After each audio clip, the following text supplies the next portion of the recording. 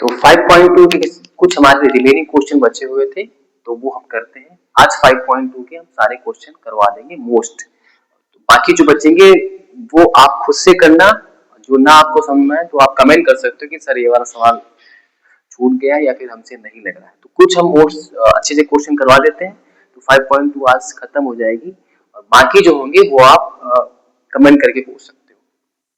Question पढ़ते हैं। कह रहा है कि एक एपी में 50 पद है, ठीक है, इसका मतलब हमको n दे रखा है, n दे रखा है 50, जैसे ये दे रखा है 12, अंतिम पद 106, तो अंतिम पद ही है 150, तो यानी ये दे रखा है 50, कितना दे रखा है 106, यानी कि 50वां पद 106, यहाँ पे अंतिम पद मतलब ये 50वां है, 50 पद है, ठीक है। इसका 29वां पद ज्ञात कीजिए, तो हमसे क्या पूछ रहा है, हमसे पूछ रहा है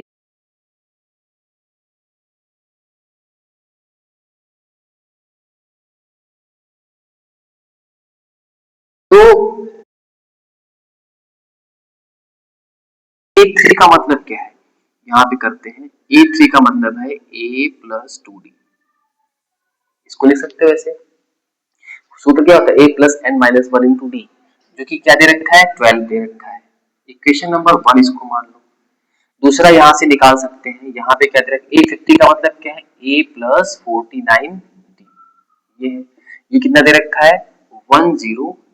इक्वेशन नंबर 2, दो अननोन है A और D, और दो इक्वेशन है, तो आसानी से हम A और D का मान निकाल सकते हैं, ठीक। अच्छा, अब हम देखो यहीं पे हम कर देते हैं, इक्वेशन नंबर 1 में से 2 को आप घटा दो, ठीक है।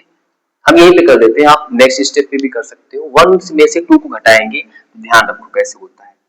ये लाइन खींचिए, जब घटाते हैं तो क्या होता है, ये नीचे वाले निशान क्या होते हैं चेंज हो जाते हैं, तो यहाँ से ये तो कैंसिल आउट हो गया, ये से कैंसिल आउट हो गया।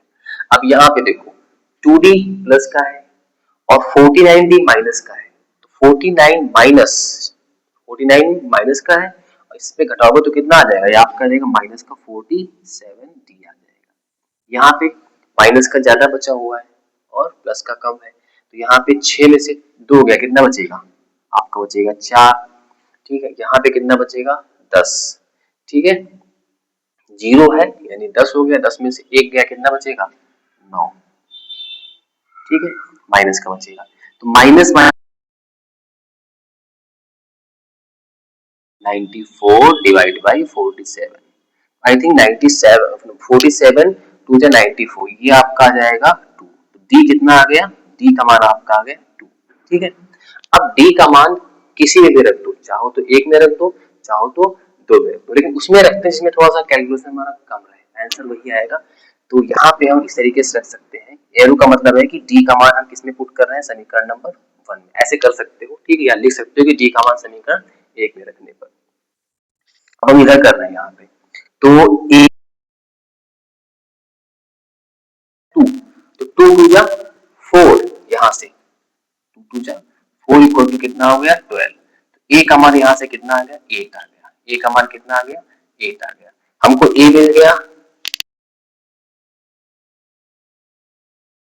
क्या पूछ रहा है, हमको चाहिए 29, यानी कि ए 29 चाहिए हमको, ये चाहिए ए 29 चाहिए, तो यहीं पे हम कर दे रहे हैं, ठीक है।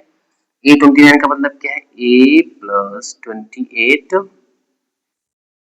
डी, ए प्लस 28 डी, मान रखो ये तुम्हारा किसके बराबर है ए 29, ए प्लस 28 डी, ए का मान कितना है निकला है अभी हमारा 8 आया है, ठीक है ना, प्लस 28, और डी का मान कितना आया है 2 आया है, तो इसको सॉल्व कर लो, तो 8 और 28 टू जा कितना होता है 56, तो 56 प्लस 8 कितना आ जाएगा 64, तो ये आपका आंसर आ गया।